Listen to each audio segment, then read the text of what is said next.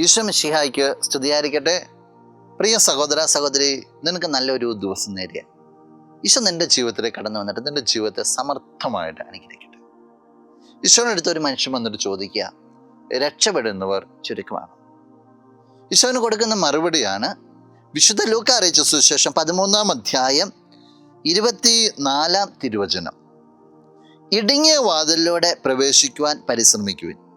ഞാൻ നിങ്ങളോട് പറയുന്നു, അനേകം പേർ പ്രവേശിക്കാൻ ശ്രമിക്കും, എന്നാൽ അവർക്ക് സാധിക്കുകയില്ല.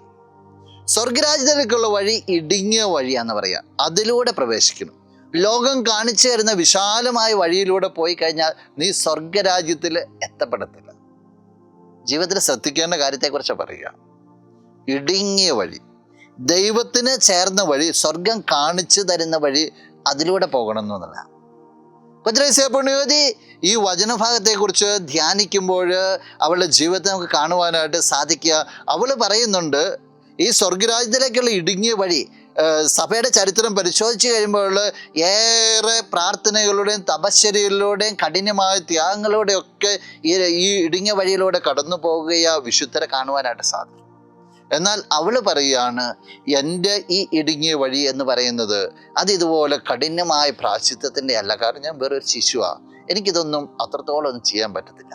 പക്ഷെ ഞാൻ കണ്ടെത്തിയ ഇടുങ്ങിയ വഴി എന്ന് പറയുന്നത് ദൈവത്തിലുള്ള പരിപൂർണമായ ആശ്രയത്വത്തിൻ്റെയും ദൈവത്തിന് വിട്ടുകൊടുക്കുന്നതിൻ്റെയും തലങ്ങളാണ്. ഞാൻ ദൈവത്തെ ഒരു ശിശുവിനെ പോലെ ആശ്രയിച്ചുകൊണ്ട് എന്നെ തന്നെ ദൈവത്തിന് പരിപൂർണമായിട്ട് വിട്ടുകൊടുത്തുകൊണ്ട് ഈ ഇടുങ്ങിയ വഴിയിലൂടെ ഞാൻ സ്വർഗത്തിലേക്ക് കടന്നു. ജീവിതത്തിൽ ദൈവത്തോടൊപ്പമാകാനായിട്ട് ശ്രമിക്കുമ്പോൾ എന്തെങ്കിലുമൊക്കെ നിന്നെ ഭാരപ്പെടുത്തുന്നുണ്ട്. പേടിക്കണ്ട, നിനക്ക് നിൻ്റെതായ ഇടുങ്ങിയ വഴിയുണ്ട്. നീ കണ്ടെത്തുന്ന വഴി, നിന്റെ ദൈവത്തിലേക്ക് എത്തിച്ചേരുവാനായിട്ട് നിന്നെ നയിക്കുന്ന വഴി, അത് നീ കണ്ടെത്തണം. കുടുംബത്തിലുള്ളവരെ കൂടി ചേർത്ത് പിടിച്ച് ആ വഴിയിലേക്ക് കടന്നു. അത് നിനക്ക് സാധിക്കട്ടെ. നമുക്ക് പ്രാർത്ഥിക്കാം. കണ്ണുകൾ അടച്ചെന്ന് കരങ്ങൾ കൂപ്പാം.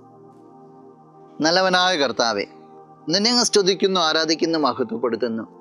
നിറ സാന്നിധ്യത്തെ നന്ദിയോടുകൂടി ഓർക്കുകയാണ്. ഈശോയെ, ഈ വ്യക്തിയെ അനുഗ്രഹിക്കണമെന്ന് പ്രാർത്ഥിക്കുക. ഇടുങ്ങിയ വഴിയിലൂടെ സ്വർഗരാജ്യത്തെ ലക്ഷ്യം വെച്ചോണ്ട് മുന്നോട്ട് പോകാനുള്ള കൃപയും ശക്തിയും ജ്ഞാനവും നൽകണം. ഈ ദിവസത്തിന് വേണ്ടത് എല്ലാ നന്മകളും നൽകണം, ഇപ്പോഴും എപ്പോഴും എന്നേക്കും. ആമേൻ.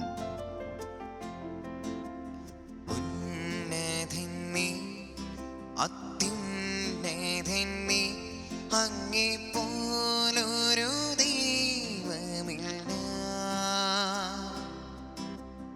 ഉന്നതൻ നീ, അത്യുന്നതൻ നീ, അങ്ങേപ്പോലൊരു ദൈവമില്ല.